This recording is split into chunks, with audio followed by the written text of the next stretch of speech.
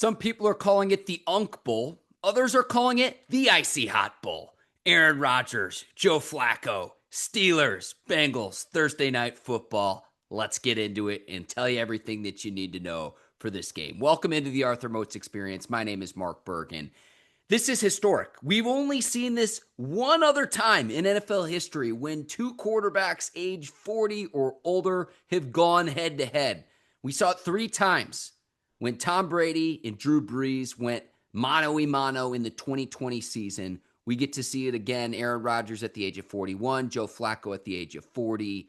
And it's amazing that Joe Flacco is now a member of the Bengals because he started the season as the starting quarterback for the Cleveland Browns. I think it's very telling that Mike Tomlin weighed in on this week, saying that Andrew Berry must be smarter than all of us.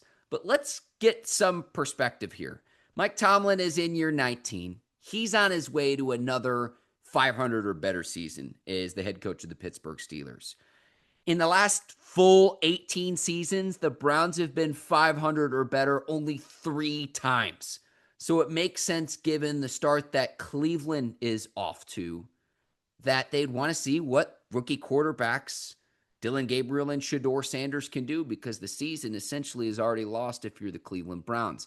When it comes to this game, though, the Steelers have won 3 consecutive games atop the AFC North with a 4-1 record, whereas the Bengals are 2-4, and they've lost 4 consecutive games.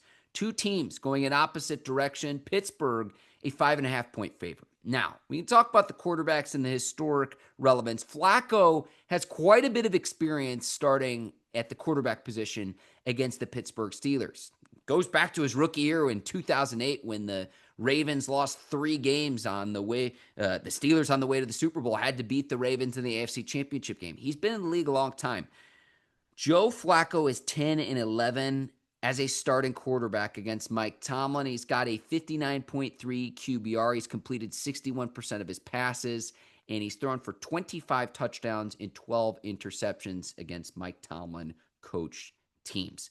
The very first thing Tomlin mentioned, though, during his media availability is that Al Golden is now the defensive coordinator for the Bengals and not having as much familiarity. Golden taking over for Lou Anarumo.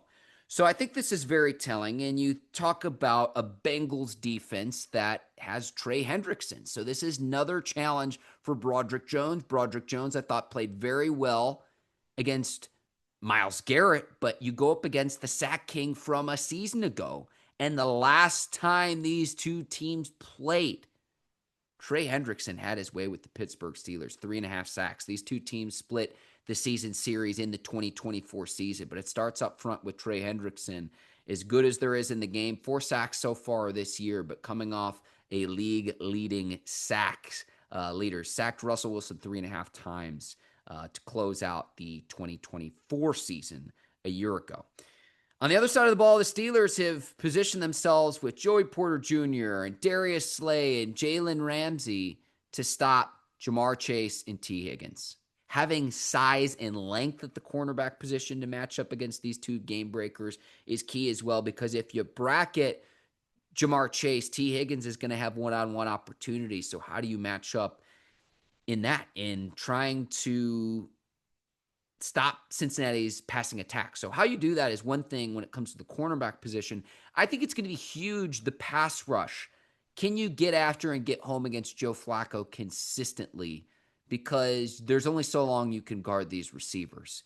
So we saw the Steelers do it the last several weeks in getting a pass rush up front. They've really did it against Cleveland and Dillon Gabriel. Can they do it again against a veteran quarterback in Joe Flacco? That's going to be huge, because I'd imagine the Steelers will have all their corners available. But remember, Jalen Ramsey's coming back from that hamstring injury. He did not practice, Ramsey, on Tuesday. Limited participant was Darius Slay as well. Full participants on Tuesday, you had both DK Metcalf and Aaron Rodgers. Miles Killebrew, the special teams ace, is going to miss some time with the knee injury. He might be out for the whole season. Pretty significant injury there. Malik Harrison, a limited participant in practice as well, working his way back. Both TJ Watt and Cam Hayward had rest days on Tuesday. So keep an eye on the injury report.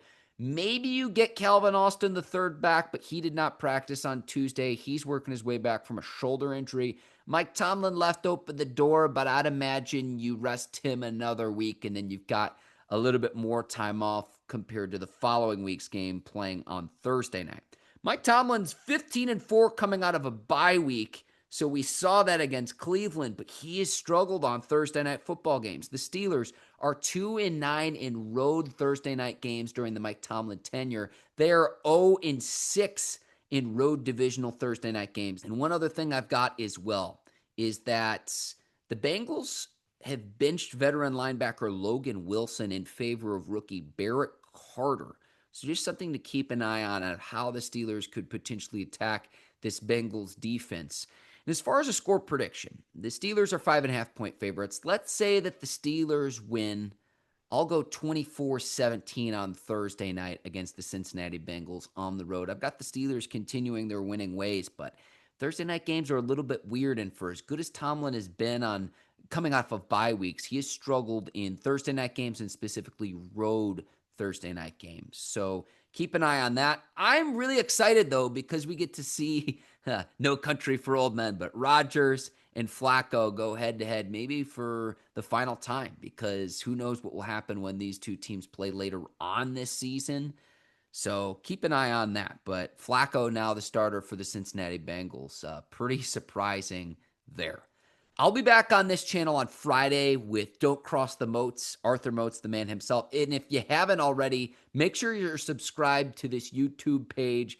Weigh in on the Yinzer chat too. I want to know what you think in terms of score predictions and how you see this game playing out between the Steelers and Bengals. I can't wait to see you on Friday. Hopefully we're talking about a Steelers victory. But until then, I want you to enjoy the game and let me know again what you think in the Yinzer chat. I'll see you Friday morning with Arthur Moats. Enjoy the game. Until then, take care and so long, everybody.